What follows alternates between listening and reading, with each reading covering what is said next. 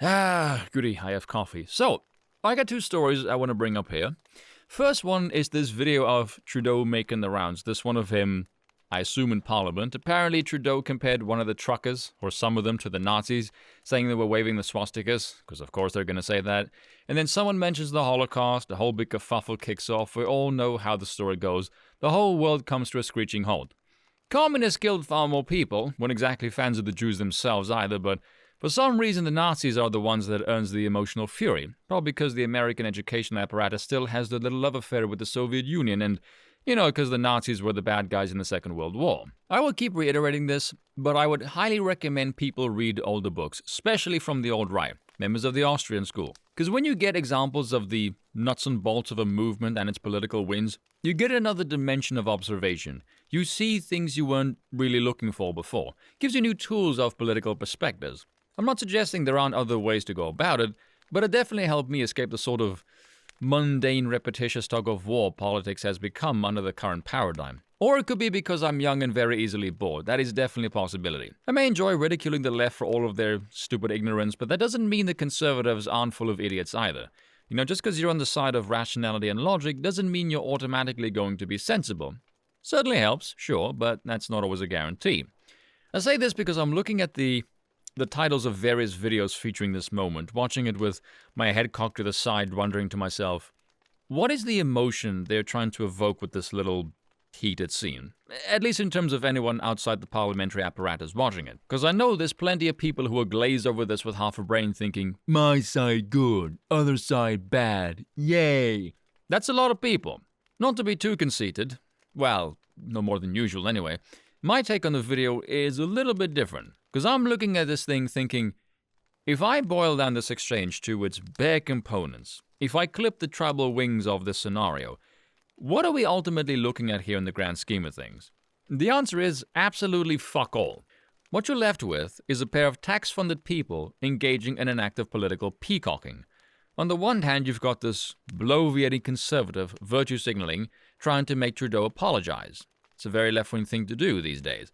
I'm not suggesting an apology isn't appropriate or even warranted, but who gives a fuck what Trudeau thinks? He is a petulant little child. His words are hollow, much like his head. These people don't know what any political terminology means, or even care for that matter. They just know it derails common sense and riles up the retards to whom that word initiates a response of senseless rage. It's just a word leveled at people who disagree with them politically because it has historical connotations of the villains. If they call you a Nazi and you aren't one, at this point that's a badge of honor. You're on the right side of the track. It's become so overused, it's utterly meaningless at this point. Don't argue with the mob of idiots who throw that label around. Their brains are fried.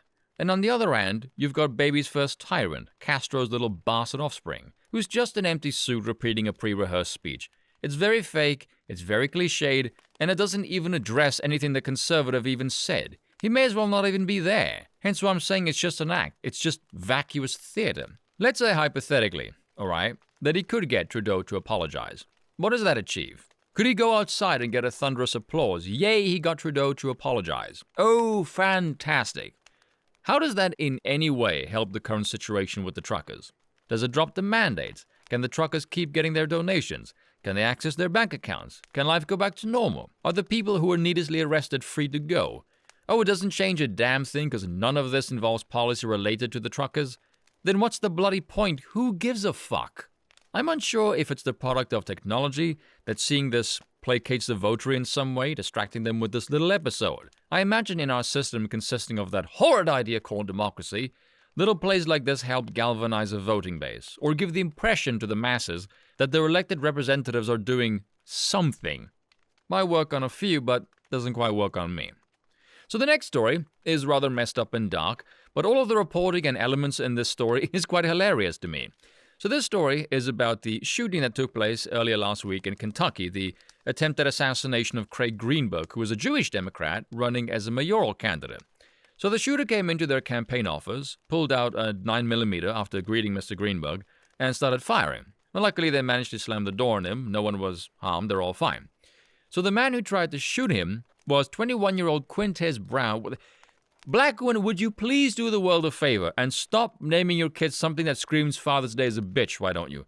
I don't know why this is a cultural thing with Black American women. Because they think, oh, I want my kid to be unique, so I'll give them some stupid-sounding name or deliberately bollock the traditional spelling. Because the ultimate irony is you have a generation of black kids growing up all grouped together because they all have two things in common: single mothers and stupid-sounding names. By the way, with him, his father is still in the picture, which for some reason to me, that makes it worse. Someone else signed off on this name. Why? Why not just go with Quentin? Who the hell knows with these people anyway? So the media, jumping the gun, no pun intended, decided that this was the result of evil Republicans, blaming this on the violent rhetoric emanating from the right. I'm going to assume it's because he tried to shoot a Democrat. I love how the media thinks Democrats have no animosity towards other Democrats at all. No. They're just one big happy family. They aren't cutthroat at all. As if AOC doesn't flick her bean at night thinking about Clintoning half the DNC. Come on. He's a Republican, yes, because that's what a responsible, law-abiding pro-gunner would do. Go out and try and assassinate a potential public official and give the state even more ammo against gun owners. Again, no pun intended. But the Vegas Sun's accusation of evil republicanism came under fire. Okay, even my own words are starting to piss me off at this point. For the omission of the shooter's left-wing ties. Lord knows why. Because anyone can take 5 seconds to check his Twitter and see he is a Pan-African socialist, good luck with that, by the way, part of BLM and the gun safety movement, advocating for common-sense gun control. No, you don't. You don't need common-sense gun control. What you need is the person who's in control of the gun to have common sense. Assuming you got your gun legally, sir, I'll assume this in good faith, seeing as this is a position you publicly advocated for, your actions of trying to shoot a potential public official undermines your own argument. You do realize this, yes? It's not the law, it's not the gun, it's the person wielding it. And if you got it illegally, well, then that just proves criminals like you don't give a fuck about the law, so you're pretty much banjaxed either way. So he was charged with attempted murder, 4 counts of wanton endangerment.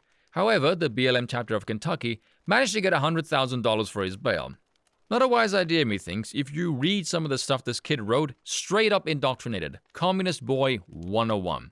It's funny, this kid was honored by Obama as a rising star in 2019. I'm not suggesting having anything to do with Obama will radicalize you.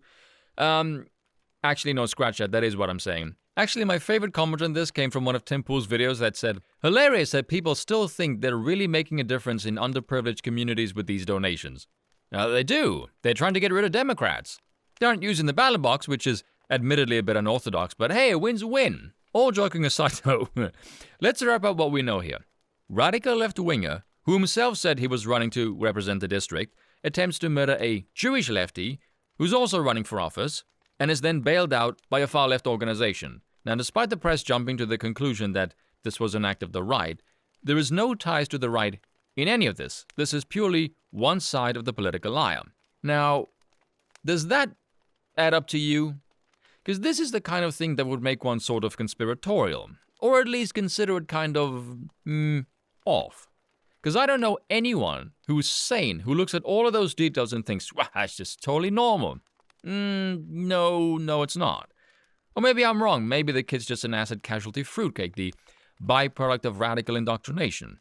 Also a possibility, but who the hell knows? And that's all for today. Until next time.